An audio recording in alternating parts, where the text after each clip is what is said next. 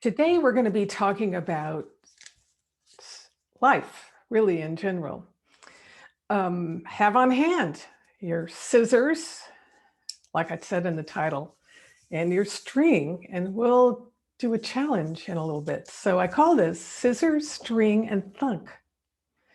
So you're just cooking along, doing your best to get ahead. It's so hard. You might feel like a hamster on a wheel, asking yourself, when will this never-ending cycle change? I felt that way myself, so I know how it is.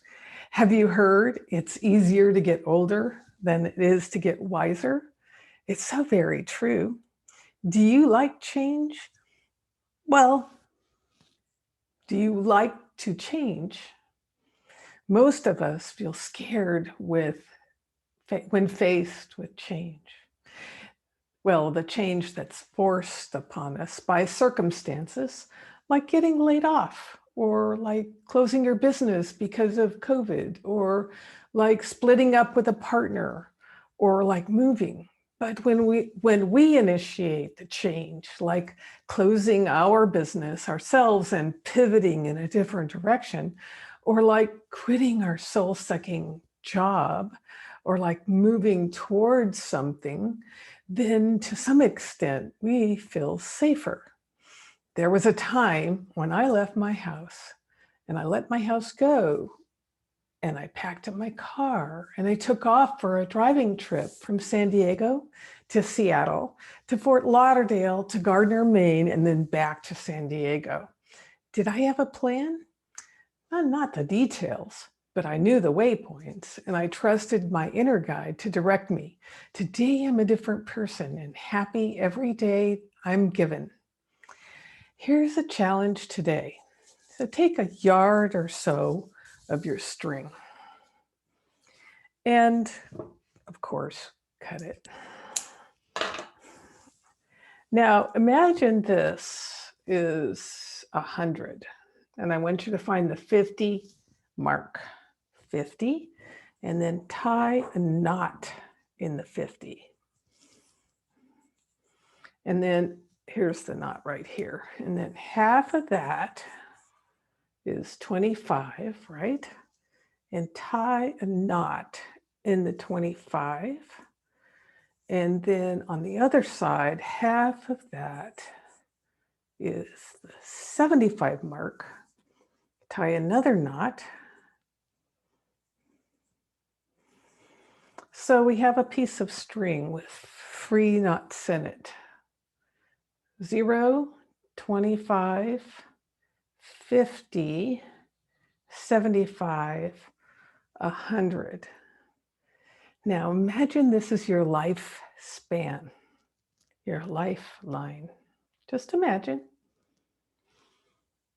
Just imagine. So if you're between ages 0 and 25, find your approximate number and take a string and take a scissors and cut it off.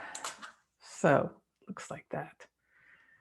So what you have left are 25 to 50, 50, 75, 75 to 100, depending on how long you plan to live. If you're between 25 and 50, find your approximate age on the string, and let's say it's 40, okay? So again, hold up your string, and you have that many years to live. If you're between 50 and 75, find your approximate years and hold up the string, and you have that many years to live. And if you're between 70 and 100, find out what your age is, and you have that many years. So all of the years that you cut off into little pieces represent history. You have absolutely no control over history, but you do have control over what you have left. So the question is, what will you do with what you have left?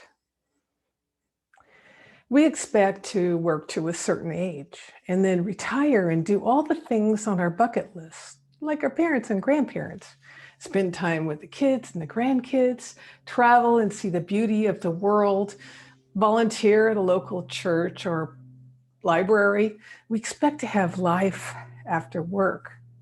But thunk, COVID shot all of our assumptions to hell. The pandemic shifted our thinking because we know people who have died early. We could too. We have no certainty of our future. If the pandemic hit us once, it can certainly hit us again. It isn't like a tsunami or an earthquake, statistically unlikely to happen again in our lifetime. No, in fact, it's predicted to happen again. NPR reported in March of 2021, look it up. Well, scientists are predicting it will happen again. So I say to myself, what is my priority in life? And the question for you is the same. What are your priorities in life? Take a pen and paper and write them down. Now listen up. Stop waiting and go do them. Stop waiting and go do them. Stop waiting and go do them.